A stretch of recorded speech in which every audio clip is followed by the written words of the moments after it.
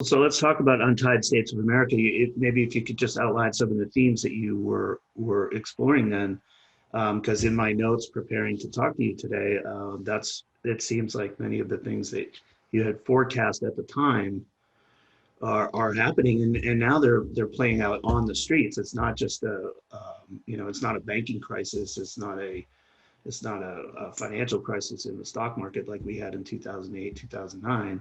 Now it's a cultural divide and a social crisis.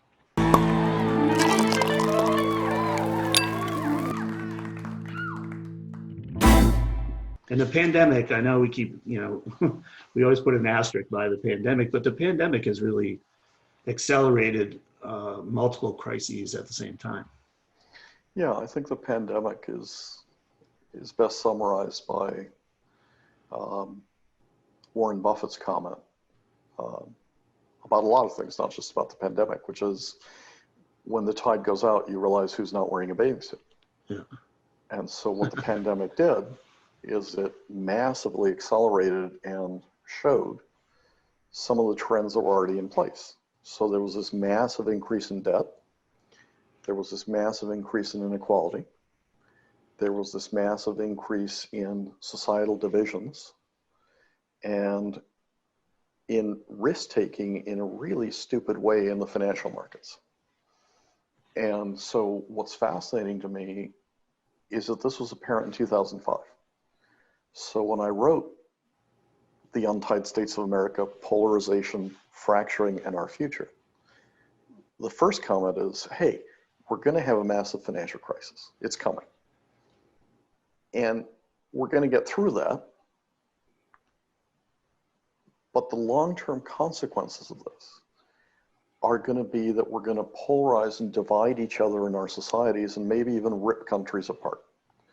So it's not just the economic wave that comes, it's the political, social wave that's behind it that really destroys society. And what's fascinating to me is I had a Supreme Court justice come after me with a pickaxe at the Aspen Ideas Festival saying, how dare you talk about a divided states? This is one country. And I had a soon-to-be Secretary of Defense say the same thing in public. And within 5 years, both of them came back and said, we wish we'd listened to you. And that's not because I'm particularly smart. I don't consider myself to be a futurist. I consider myself to be somebody who looks at trends and figures out, okay, if we don't bend this trend, what does that imply? For better and for worse, right? So in technology, if you don't understand trends, you're just not going to understand, the computer revolution or the internet or the genetic revolution or AI or all this stuff. But you also have to understand those trends insofar as they affect the society. And I think we're on a path to be really destructive towards one another. And I think it's really time that we sit down and talk to people we disagree with, politically, socially, and try and say, okay, why are you this way? How did you get here? I'll give you one example from my childhood. I was brought up in a Jesuit school in Mexico, and we went to Mass in Latin every day at 7 a.m., 5 days a week. And every person that I respected, my parents, my teacher, my preacher, my peers, the law, everybody around me told me that being gay was a sin, the most horrible thing that could possibly happen to you. So I grew up in an environment that made me a bigot. I went to a very fancy high school in the United States. There wasn't the first Gay Student Association meeting at that high school until 15 years after I left. And that was the second oldest Gay Student Association in a private school in the United States. I didn't meet somebody who was openly gay until college. And then all of a sudden, there was this complete dissonance between what I'd been taught and the person who I was talking to and what I was seeing. And that happened to a lot of us, but it hasn't happened to everybody. So when I meet somebody who has a very different point of view from mine, which I think is very hurtful towards individuals, towards people, towards a class of individuals, one of the things that's going through my mind is, my God, am I lucky that I had an opportunity to escape that and to learn from that. But I also understand where that person is coming from and why that person was educated in this way. And we're not talking about the fringe groups. We're not talking about the hate groups at the edge of the bell curve, right? I mean, there's people who are just fundamentally evil who want to hurt people. You're talking about basic, decent human beings that you and I would leave our kids with no question. And one of the things that we've forgotten is that they exist on both sides of the political divide, right? If I were to ask any parent out there with a 13-year-old daughter, would you rather leave your child with a Republican or a Democrat? That's not the right way to ask the question. The right way to ask the question is, would you rather leave a 13-year-old daughter with Donald Trump or Barack Obama? Or if you want to flip it, with Anthony Weiner or Paul Ryan. Right. Right? And the answer is, we can have very different viewpoints, but there are decent people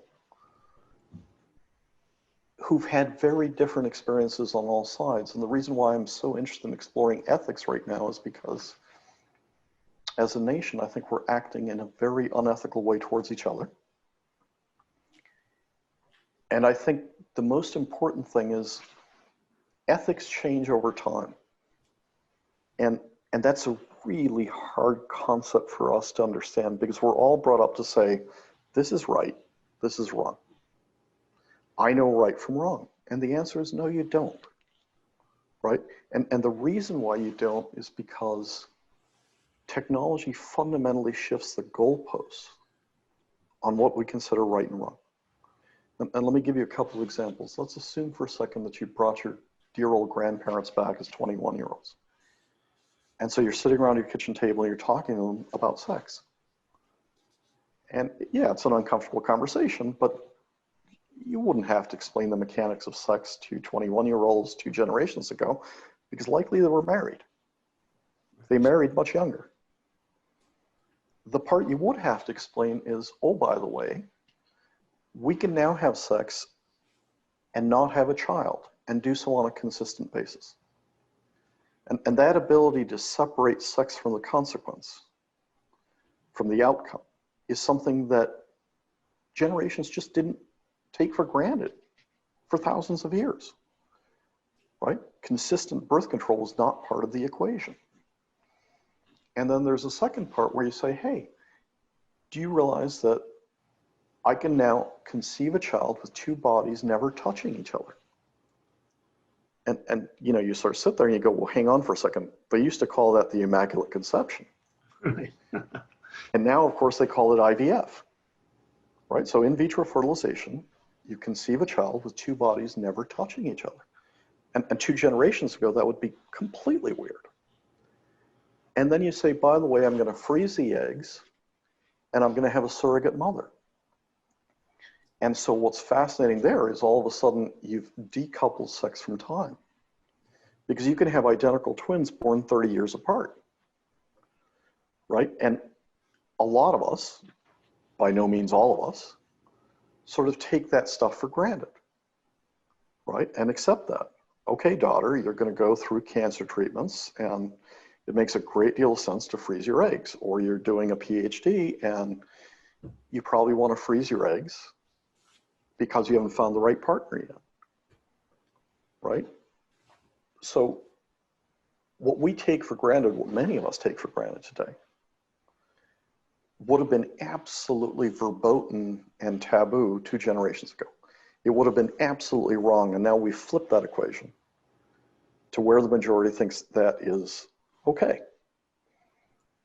where it gets interesting is as technology accelerates, what's going to end up happening, which is fascinating, is if you were brought back by your 60-year-old nephews and nieces, and they explained to you what sex was for their kids, it would freak you and I out, right? We would say, how Right. dare you do that? And I'll give you just one example, which is, I think you and I would probably think, unless if you're dealing with a deadly disease, you don't want to start genetically altering our grandchildren when we have them. But by the time our grandchildren are grandparents, they may be telling their grandkids a story about how primitive their grandparents were, that having the technology to edit out the cancer-causing genes, the KRAS, the P53, the BRCA, they didn't do it because they didn't respect technology. Right. And so now the grandparent has cancer because their primitive grandparents were afraid of technology, right? Right. It's going to flip 180 degrees.